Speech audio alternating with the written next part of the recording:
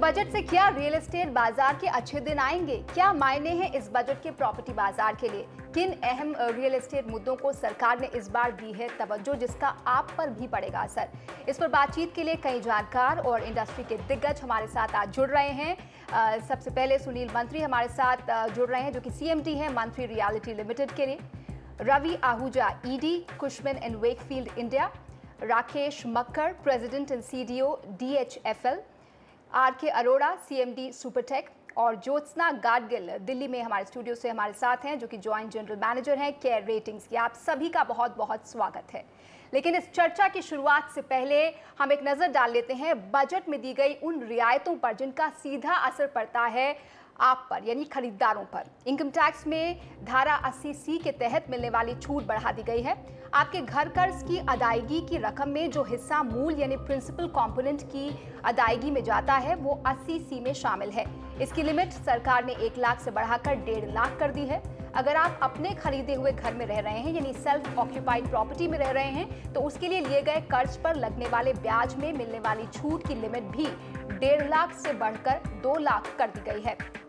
आयकर की छूट भी 2 लाख से बढ़ाकर 2.5 लाख कर दी गई है। इस छूट का सीधा असर तो नहीं, लेकिन वो आपके हाथ में आने वाली तनख्वाह बढ़ा देगी, जिससे जो लोग घर कर्ज लेकर मकान खरीदना चाहते हैं उन्हें कुछ मदद मिलेगी।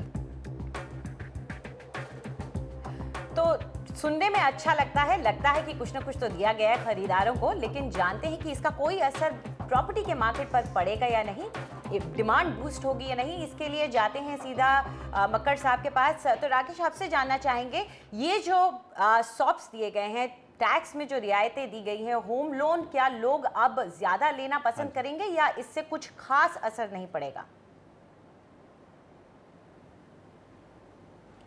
देखिए, बहुत ही अच्छा बजट है क्योंकि इसमें कस्टमर्स या ग्राहकों का बहुत ख्याल रखा गया है। एक तो काफ़ी सारे कस्टमर जो अफोर्डेबल हाउसिंग में हैं, उनके लिए सबसे बड़ी दिक्कत होती है डाउन पेमेंट। जिस प्रकार सरकार ने टैक्स स्लैब बढ़ाया है, उससे थोड़ा पूंजी उनके हाथ में और बचेगी। एक विशेष फ़ायदा उनको वो होने वाला है। दूसरा फ़ायदा ये है कि उनको टैक्स बेनिफिट भी मिलेगा, जो कि 1.5 लाख रुपए से 2 लाख रुपए इंटरेस्ट का दिया गया है, और उनको ATC में भी एक्स्ट्रा, प्रिंसिपल पे भी एक्स्ट्रा फ़ायदा होने वाला है। हमारा मानना ये है कि जो कस्टमर आज की तारीख में 10.25 या 10.5% पे लोन लेता है, यदि वो टैक्स बेनिफिट लेता है पूरे, उसको उसका इंटरेस्ट रेट 8 से 7% तक जा सकता है।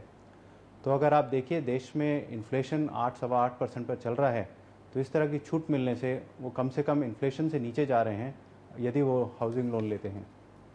लेकिन उसी कंटिन्यूटी में एक और बात बोलना चाहूँगा कि आज की तारीख में केवल 9% लोग हाउसिंग लोन लेते हैं, और वो एक बहुत बड़ा महत्वपूर्ण कार्य हमारे हाथ में है कि हम बहुत सारे लोगों तक पहुँचे, उनको बताएं कि उनको हाउसिंग लोन लेना चाहिए क्योंकि उनको रियायत मिलती है, ना कि किसी और से, साहूकारों से या प्राइवेट बैंक से या इस तरह का लोन लें जो कि हाउसिंग लोन से और अफोर्डेबल हाउसिंग भी इस सिलसिले में सरकार इस पे बढ़ावा देने जा रही है। लेकिन अगर हम आम लोगों की पहले बात को जारी रखें, सुनील जी, आपसे मैं जानना चाहूँगी, दिल्ली, मुंबई या अन्य महानगरों जैसे बड़े शहर हम देखें तो यहाँ पर आमतौर पर मकानों की कीमत 1 करोड़ के आसपास या इससे ऊपर जा रही है। ऐसे में जो इनकम टैक्स छूट सरकार ने रियल एस्टेट में निवेशकों को और आम लोगों को प्रोत्साहित करने के लिए दी है, क्या वो काफ़ी है या इससे ज़्यादा होनी चाहिए थी? बहुत लोग अनुमान लगा रहे थे कि होम लोन के इंटरेस्ट में जो 1.5 लाख था, 10-11 सालों से चल रहा था, उसे कम से कम 2.5-3 लाख तो करना चाहिए था।